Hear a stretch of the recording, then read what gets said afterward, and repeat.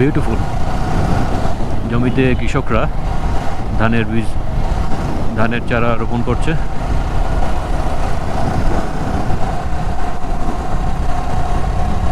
Highway থেকে এই ধরনের একটু সাবওয়েতে রাইড করে বেশি মজা, আপনি প্রকৃতিকে এনজয় করতে পারবেন, বাট হাইওয়েতে আপনাকে হাইলি অ্যালার্ট থাকতে হয়।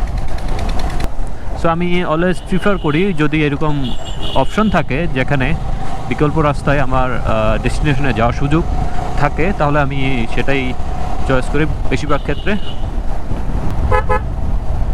কতক্ষণ পরপর রাস্তার দুই পাশে ফসলি জমি, এরকম মুক্ত পরিবেশ, তার ভিতর দিয়ে রাইড করতে আরও বেশি ভালো লাগছে।